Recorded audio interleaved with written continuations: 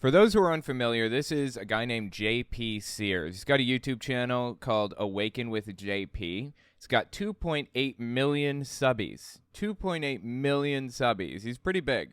He's like a spiritualist type of guy, you know, new agey, that type of thing. Well, he got his channel to be as big as it is by being kind of a little bit of a comedian. He would parody people. Now, I think that the guy is vegan or vegetarian, or at least he was at one point. And one of his videos was him pretending to be a meat eater and acting like how vegans act, which is like insufferable and stuff, you know.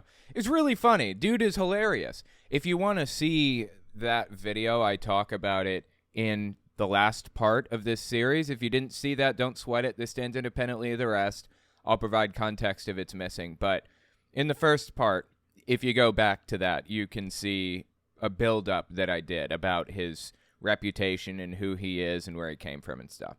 So anyways, he puts this video out titled, "I Changed My Mind About God. Here's Why."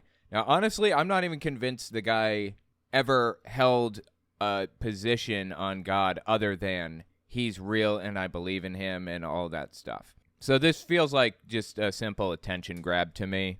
It does have, 1.1 million views on it after a month, so that's not nothing, right? But yeah, I think we're about halfway through. He hasn't said anything super relevant. If he addresses something previously, if he addresses something he said previously, I'll remind the audience of it. So again, you don't have to see the other part to understand what's happening here. But yeah, let's jump in and see what he has to say about believing in God here. I now view prayer as essential. It's what we need. And that's how I think it works. And get this, right now, I think we're at a time of spiritual warfare. Oh, yeah, I'm sorry. One more thing. We're going to be playing Pokemon Fire Red in the background while we listen to this guy. If you've never played it before, don't sweat it. It shouldn't bother you too much. Just about to beat the Elite Four. So, okay, let's keep listening here. I now view prayer as essential. It's what we need. And that's how I think it works. And get this, right now, I think we're at a time of spiritual warfare. We look at what's going on in the world, conflict between different nations, division all over the place. We want to teach this to your kids. It's like, you seem kind of satanic. Well, that's because I think they are. Okay, so here he is very obviously shouting out to a movement that he believes exists that simply does not. This movement of trans people that are trying to turn your children trans or gay. It's fabricated from the ground up. Let me tell you what's really happening with this, though, since we're on this subject. Science shows that explicit material, or children being exposed to explicit material, is damaging and scarring and bad. Up until the age of about 15. It's still dangerous at 15, but it's kind of like on a logarithmic scale, so it starts up here at 15 is very, very dangerous. And the older you get, the less dangerous it is, you know. Seeing, a sex scene in a movie, for example, not good at 15 years old, not good at all. You know, 16, it gets a little less dangerous, 17, 18, 19, 20. That's how it works generally. And this isn't like a hard and fast rule, but this is what the science has shown. People should not be exposed to those types of situations against their will, no matter what, ever, anybody. But kids know at the age of, say, 8, a lot of the time, if they're gay or straight or trans. You know, a lot of this stuff they're already aware of long before anybody else is. You ever seen those movies where an 8-year-old is chasing after another 8-year-old girl? Little boy's bringing her flowers and stuff and trying to win her heart. That's normal.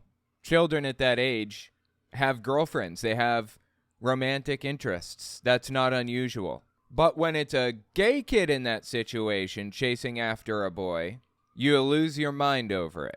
No, it's perfectly normal. The only differentiating factor is the fact that one is gay and the other is not. Now, if they seek this information out, if they want to understand what's happening to them, if they want to find solidarity with other gay characters in books, they should be able to. If they seek out books in libraries that help them figure out what's happening to them, that's perfectly reasonable and fine and shouldn't be banned. That's not scarring, that's not damaging or any of that stuff.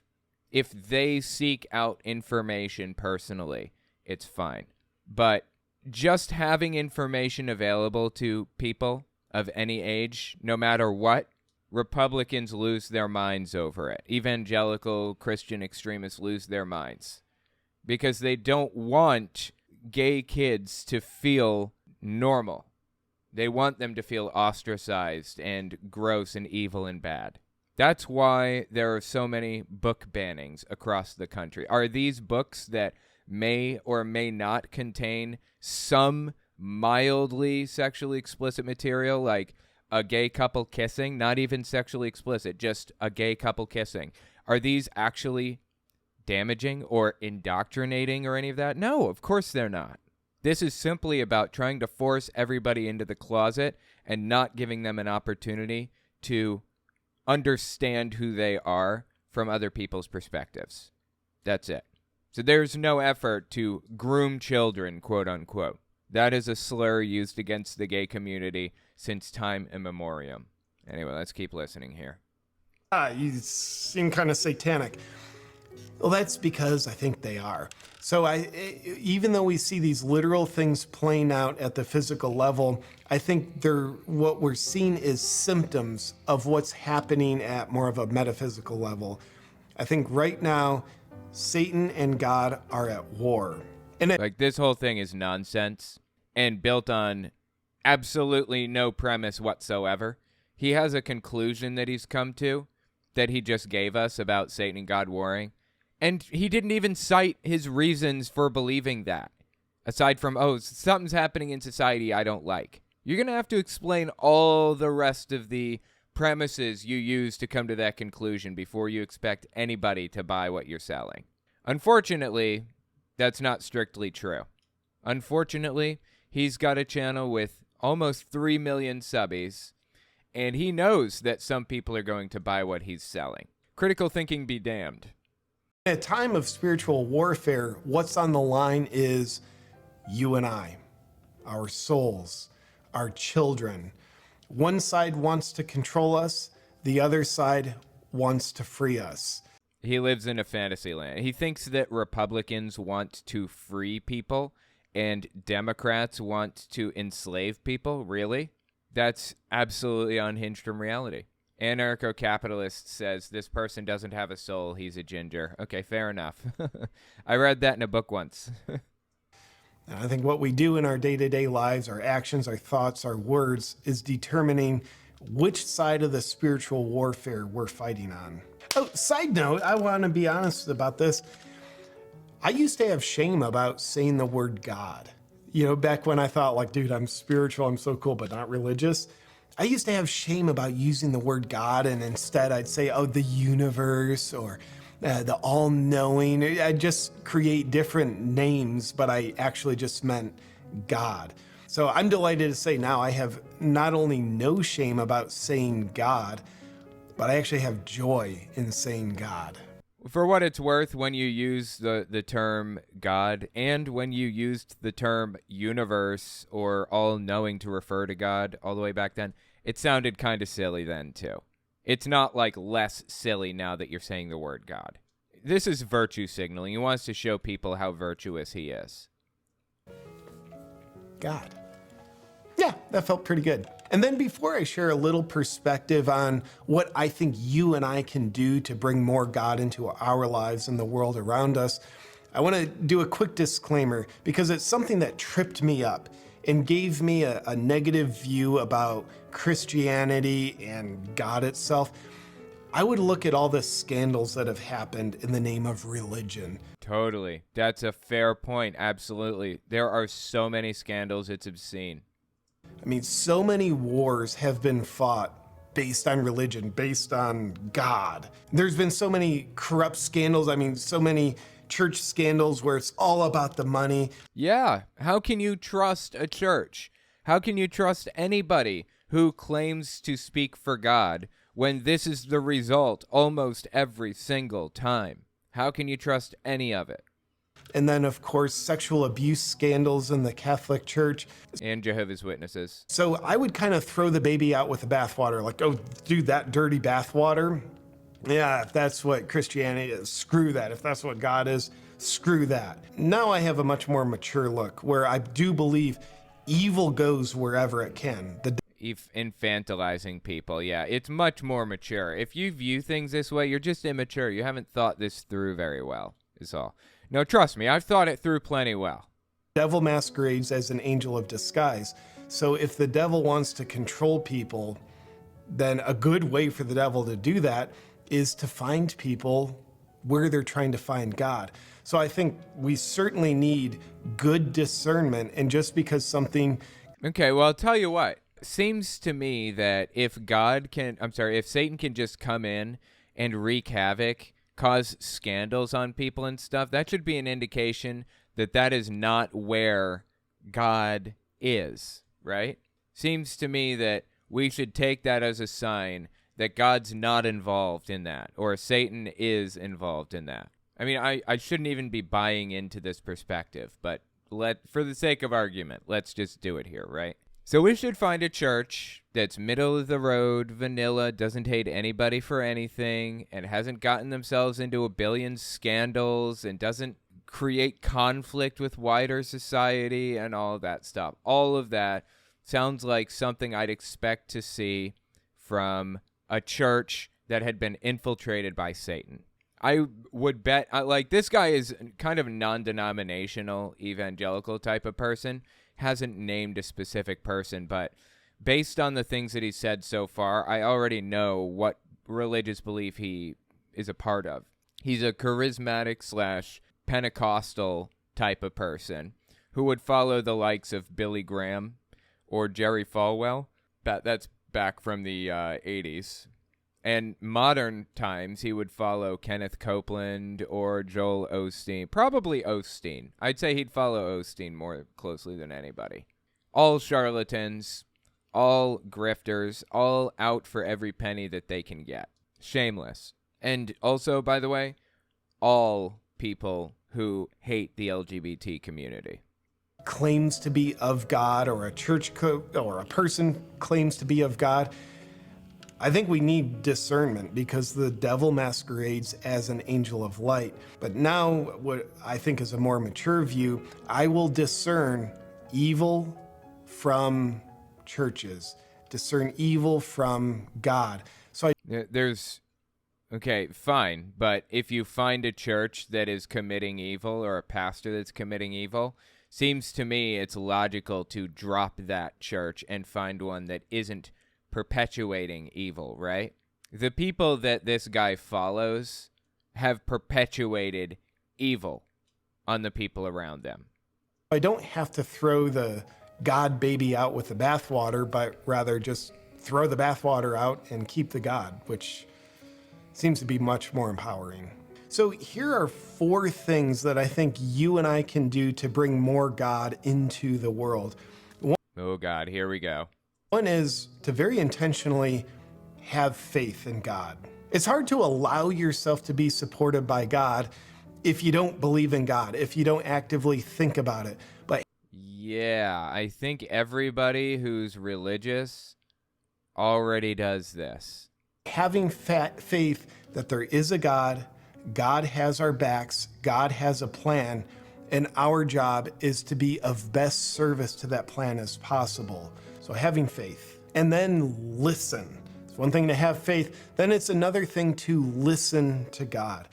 Because I don't know about you, I've got noise in my mind all the time. I've got my own thoughts, I've got my own ego. Then of course there's all the outside noise coming in. So to be guided by God, I think we need to become very good listeners. What is God's path for me? What's God's encouragement for me? What step am I being guided to take right now in this difficult situation? So see God around every corner is the bottom of the line, right? is the bottom line, right? He's trying to get you to look for God's hand in literally every single thing, even when it's probably not God. We've got to learn to listen. And I think listening to God, it's a little bit less to do with our eardrums and much more to do with hearing God from our heart. And at least for me, how the conversation tends to show up is subtle feelings in my heart. When I'm thinking about doing something, oftentimes for me, it's as simple as a sensation of lightness in my heart. Interesting. So what he's referring to right now is kind of like his conscience, right? Follow your conscience. Well, that's all fine and dandy, except that some people's consciences tell them to enter into their neighbor's home and pull out a shotgun and aim it at their chest and pull the trigger. So how do you know it's God giving you this message and not Satan, or just your own, broken mind that you need help to repair? How do you know? I'm really uncomfortable with people backing up to the position that everything that they hear, every subconscious message they receive is God, because inevitably that leads to absolute psychosis. When it's in my greater good, or it might be a choice where like, dude, that makes logical sense for me to do, but my heart will have a sense of heaviness to it. It's very subtle and it's very easy for it to be there, but for me not to notice.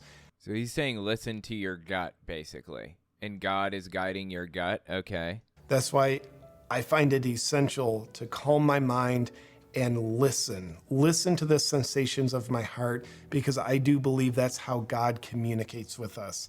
I think if we're trying to listen to God and the English language and literal words, we're probably going to be waiting a while. Now, if that's how God talks to you, great. Doesn't seem to be how God talks to me or most people. So we got to listen to our heart, because what we're really listening to is who's on the other side of our heart, which I believe is God. And thirdly, about what you and I can do is pray. Pray often. Know when people are in need. Maybe you don't even know them, but pray for them. Well, as George Carlin famously said, he's got a master plan. What's the point of a master plan if every if every schmuck with a $2 prayer book can come along and fuck up your plan? Why would God change all of his plans that he's had set out since the very dawn of time? Why would he change all that for you? No, he's got something in mind, and he's going to execute that plan, and that's just what it is, seems to me. According to his theology. Like, I don't even believe this stuff, okay? I'm following his line of logic. But all right. Pray for yourself. Pray for your family, your circumstances. Pray for other people. Pray for the world at large. And Jehovah's Witnesses, when I was little, they basically try to form out their own government, their own societal structure. And they try to make it so that their membership doesn't have to interact with the outside world in any way, if at all possible. Like, even down to members of the church creating a company and hiring all the Jehovah's Witnesses in the congregation to work with them, so they don't have to interact with the outside world at all, at any point. And something I noticed is my dad was actually on a list where the congregation would come to visit him on Saturdays. It was part of, like, field service, door knocking. They could take a few minutes and come see my dad for a while if they wanted to and still count that time. That's part of the deal, because he was handicapped. So Jehovah's Witnesses would show up and hang out with him and chat, and after about an hour they would head out and they would count that time. They also had a bulletin in the back of people who were on the visitation list who were sick or dealing with some serious issue in their life that needed prayers, that needed your help, needed you to pray for them so that they would get better. And would you be surprised to find out that every single person on the list that was up on the billboard when I was a kid is now dead? those prayers did not get them very far ultimately. In fact, it didn't even get them back to meetings. It didn't solve their problems at all. In fact, it didn't do anything for them at all. Prayer doesn't work, unfortunately. You can say it's because God's not real. You can say it's because he doesn't want to interfere with a master plan that he's got going on. You can say he just doesn't care about any of it, and he's just a creator who sparked it into being and walked away. I don't care what you say about it, what explanation you lay down, but the fact is, God's not interfering on people's behalf through prayer. Maybe prayer was only ever intended as a communication device, not a resolution device. I don't know. But it's not a resolution device. I can tell you without a shadow of a doubt. As somebody who's been through some real shit and needed prayer to work in a moment or two, and it didn't, prayer is not a resolution device. And it's not an answer to our problems. We should be taking real policy solutions we should be taking real policy solution approaches to problems. If there's a mass shooting problem, which there is right now, we need policy to fix that, not prayer. I can't express to you how angry it makes me to hear politicians talk about their thoughts and prayers. Circumstances, pray for other people, pray for the world at large. And by the way, this might sound weird, but when we look at the evil authoritarians, people I judge to be evil at least, the Klaus Schwabs, the George Soroses, Bill Gates. Okay, he's going down a conspiracy rabbit hole hard right now. I'm going to have to explain a lot of this stuff. Okay, I'll tell you what. I'm going to insert a clip here. It's about 10 minutes long. If you've already seen this, just skip forward 10 minutes. You don't have to listen to it if you already know this, but it's about a document called The Protocols of the Elders of Zion, and it is the source of a lot of the claims that came out of hatred for Jews, and it is basically a compilation of every anti-Semitic conspiracy theory over the past, 1,000 years maybe. So yeah, just listen to this clip where I explain why it is that mentioning George Soros in this context is deeply anti-Semitic. In 1902, newspapers in Tsarist Russia start publishing this document called The Protocols of the Elders of Zion. They came up with, I don't know, like 15 or 18 of them, or I don't remember exactly how many. They claimed that they found these documents on dead Jewish soldiers, and they were like articles that describe how the Jews were going to like accomplish world domination. Now, this is completely made up. It was anti-Semitic propaganda, obviously. There was no dead Jewish soldier. There were no elders of Zion. It was all completely fabricated from the ground up. But it was used to demonize a minority group within the country. And if there's one thing we've learned over the past couple of years even, it's that fascists and extremists love to blame all of their problems on minorities. Hitler, when he eventually came around, even reprinted copies of the Protocols of the Elders of Zion and wrote about it in Mein Kampf, like talked about how the Jews are trying to take over and all this other stuff. But in 1923, about 20 years after it came out, it was discovered that the Protocols of the Elders of Zion was actually plagiarized, full-blown, copied and pasted, or the writing version of copied and pasted, the early 1900s version of copy and paste, straight from an 1854 satire book, a French satire book that didn't even mention Jews. It was just straight up plagiarized. 80% of it was plagiarized from this 1854 book, thus putting the final nail in the coffin, proving that this was completely forged. It was fake.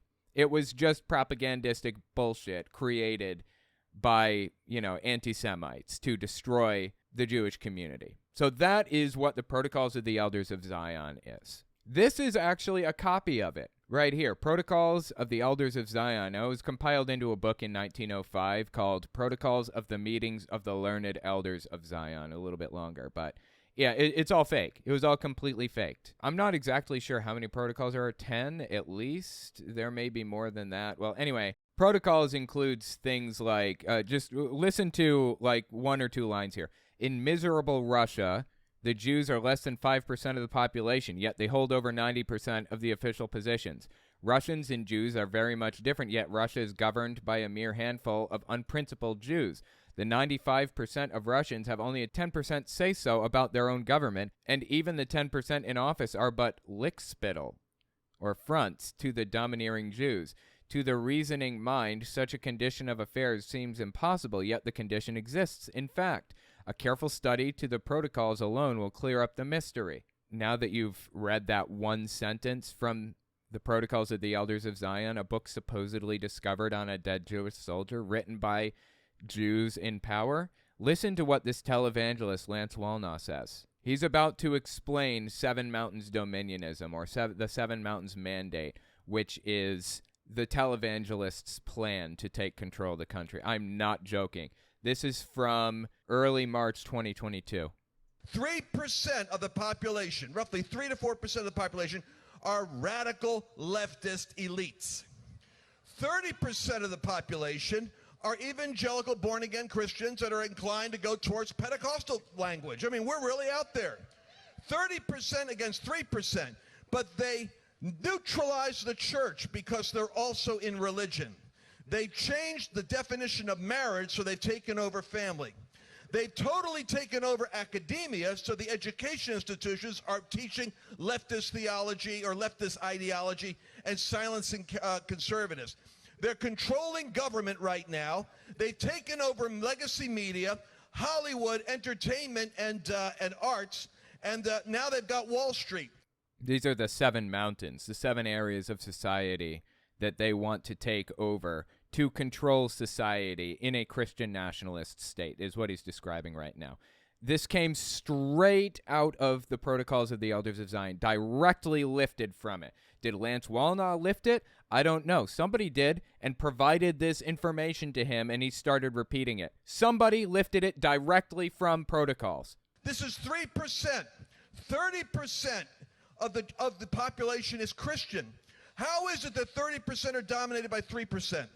They have a worldview for bringing their kingdom here now. I'm dead serious. This came straight from Protocols. Jews are less than 5% of the population, yet hold over 90% of the official positions. Russians and Jews are very much different, yet Russia's governed by a mere handful of unprincipled Jews. I mean, you're seeing similarities, right? There are other similarities. I can't find it at this moment, but there's another part that talks about Jews attempting to spread Darwinism and Marxism through society because they're wonderfully destructive ideologies. They're trying to spread them through society to destroy society. Does this sound familiar?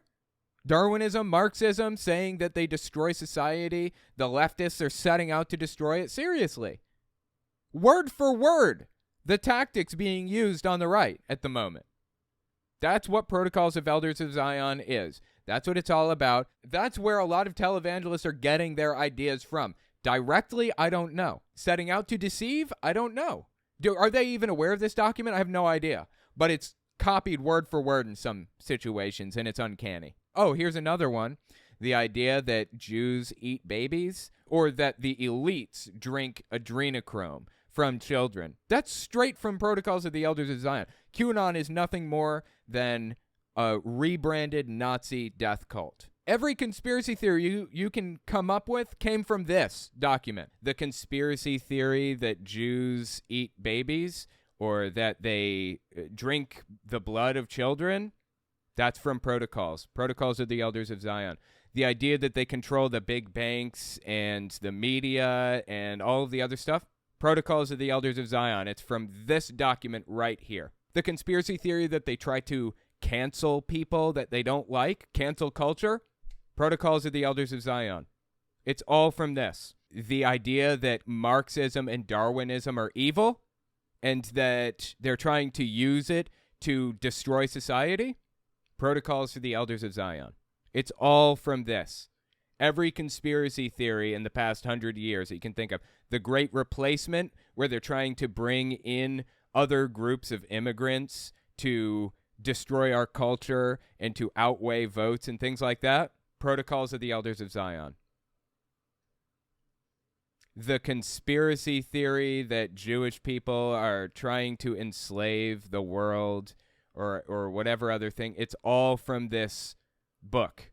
Dead serious. This is where pretty much all anti-Semitism stems from. Or, well, I guess that's not exactly accurate. This is a compilation of all anti-Semitism from the past 1,000 years. It was all put into a book right here, and it was passed around Nazi Germany. And, get this, it was passed around the Middle East by the KGB in the 20th century, passed around in Iran and Saudi Arabia and all of the other Middle Eastern countries in that area, Egypt and all of them, by the KGB to make the Middle East hate Israel even more. That's at least part of the reason why Iran absolutely hates Israel and why they're Holocaust deniers.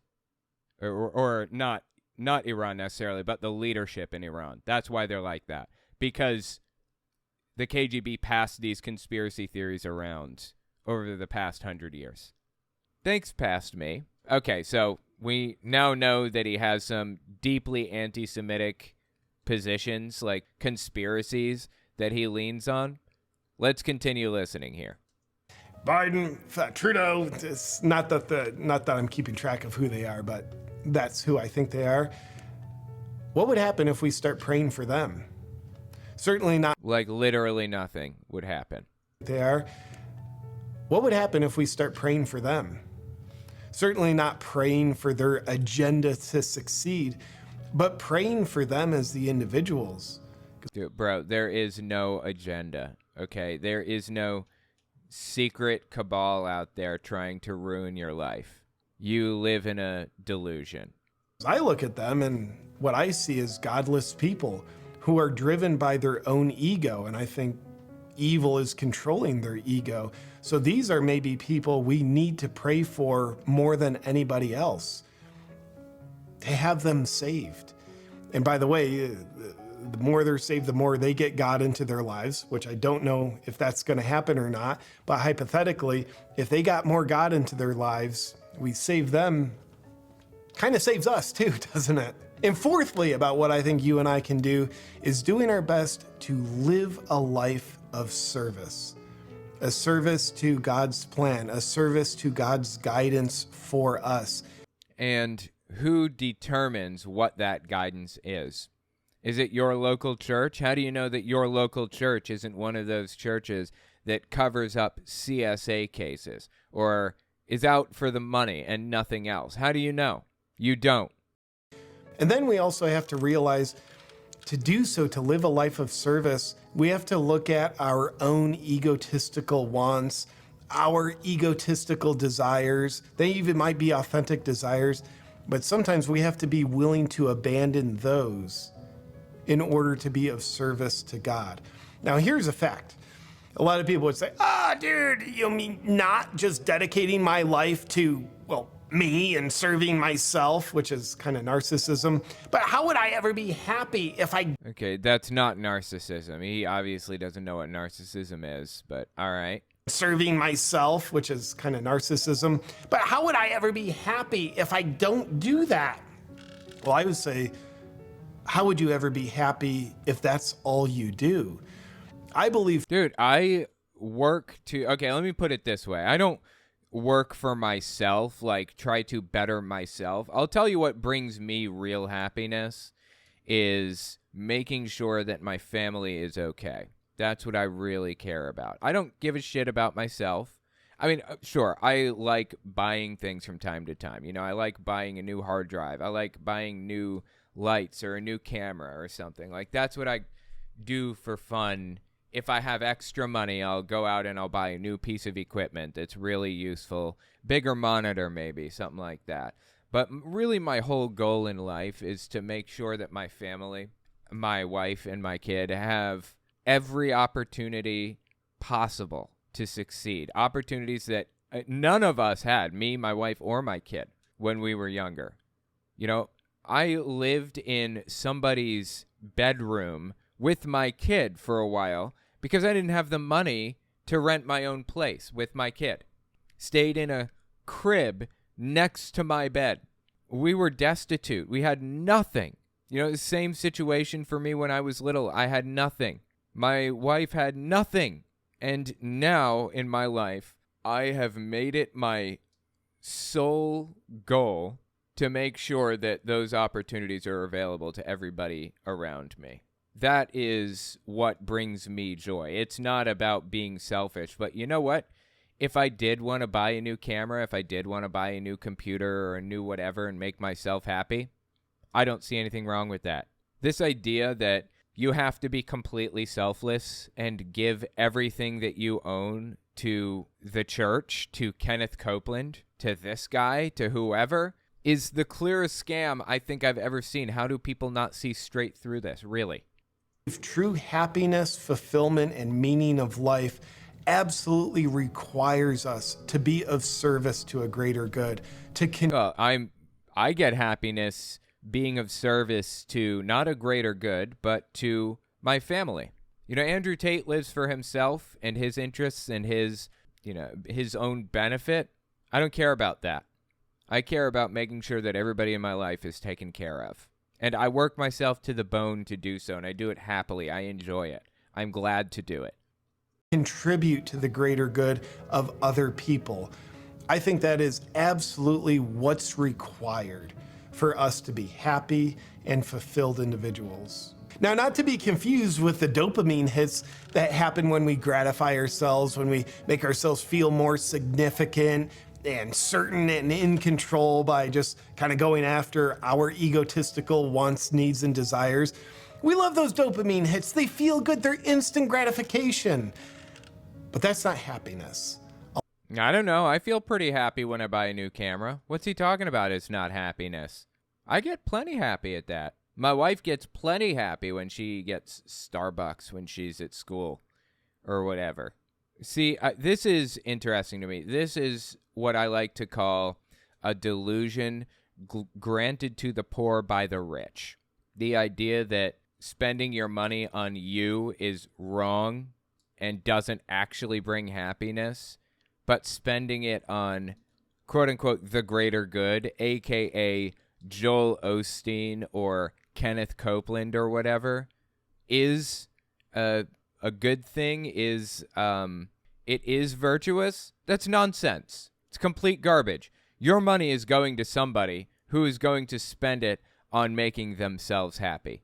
Money is a good thing. Money makes people happy. You should have more of it. You should desire more of it. Now, obviously, being greedy and ruining people's lives in an effort to get more is not good or fair, the way that con artists and televangelists do. But enjoying comfortability in life is a good thing.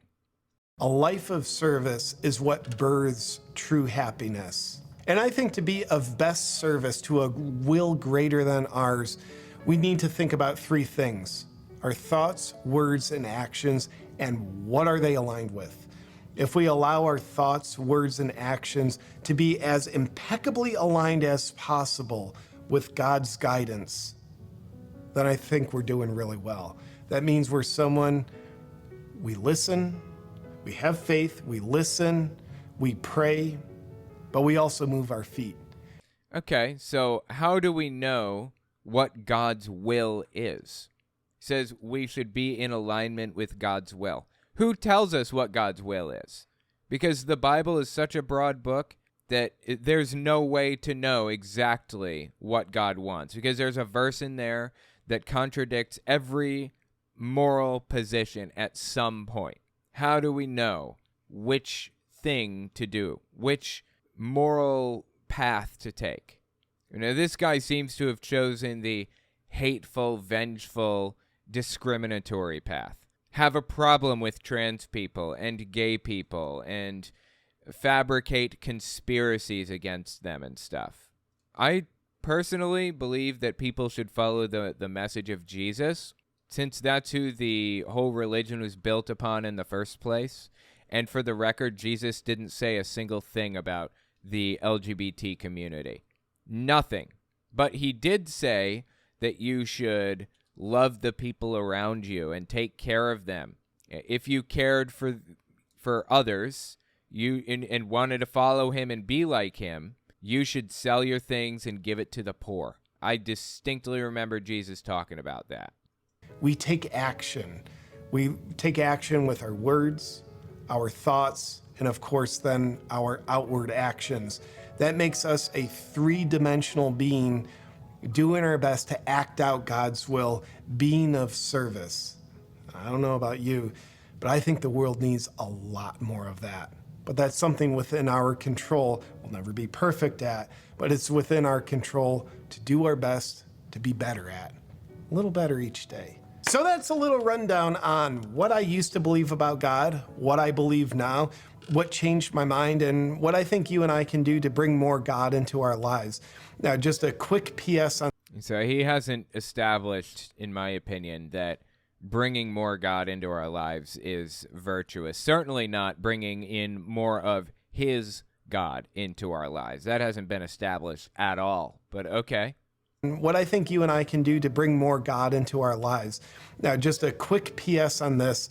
One of the reasons why I like sharing thoughts on what I changed my mind about out loud is I think we live in a world where we're discouraged from changing our mind. But it's like frowned upon to change your mind. Well, what if we learn to frown upon never changing our mind and give ourselves impeccable permission to change our minds? Yeah, actually, I agree with this. I think it's a good thing to change your mind on things, or at least evaluate. You don't have to change your mind. In fact, maybe it's bad to change your mind, but you should always reevaluate your positions. Always reevaluate. Make sure that what you believe and think and say and do is all based on reality. And if somebody challenges that, look into it. Check the facts. See if they're correct. Think about this stuff. That's important. I can agree that that is important. Changing your mind is not important, though. Because if you never change your mind, guess what? You're not growing. You're not learning. You are what's called staying stuck in the same beliefs and practices that you adopted a long time ago. And I mean, I learn more about my life and my ideals and my views on things. It doesn't mean I'm stuck. Sometimes I just land on the correct conclusions, and I don't need to change it. Here's my conclusion. It is virtuous to support the LGBT community. That's a good thing. Including people in things and being more accepting, that's a good thing. That's a virtue that I have held for decades at this point. That's something that I have seen as a good thing for a long, long time. Just because you hold a position for a long time doesn't mean it should be, it doesn't mean it should change. Reevaluate, check it against the facts every now and then if you want. But in my opinion, views can be the same for long periods of time, forever. They might be well expired, kind of like meat in your refrigerator you bought 7 years ago. Yeah, you bought it 7 years ago, but it might be rotten. It might be time to throw it out and replace it with something new. So, argument from analogy. This analogy doesn't even fit because ideas are not like meat. They don't rot or go bad, not always. Personally, I'm someone who encourages people to change their mind. I think I just like to model that for you. Not that I'm picture perfect model for it, but I'm clumsy, stumbling my way along. And I think it's great to change our mind when we have a good reason to change our mind. When we look at something we used to believe, my old beliefs about God, and then a better way comes along. We let the old one go and embrace the new. And with that, with the 4 tips I shared about having... Okay, I have no problem with, embracing something new. I think that's fine. Just make sure it's based on science and logic. That's all I care about. The old one go and embrace the new. And with that, with the 4 tips I shared about having faith, listening, praying, and living a life of service, if there's anything in there that you can get benefit from, awesome. Please take it. I appreciate you, my beautiful freedom-loving friend. Thank you for watching this video with me. freedom-loving friend. And I'll see you soon. So anyway, that's JP Sears. He's a right-wing nutter butter of epic proportions. I don't even know what to do with this dude. It's absolutely unhinged from reality, man. It's really sad to see somebody who had so much potential go down such a far-right rabbit hole the way that he did. And now it's like he's acting as a vector of disinformation with 3 million subbies, basically. So sad, man. Let me know what you think about it in the comments.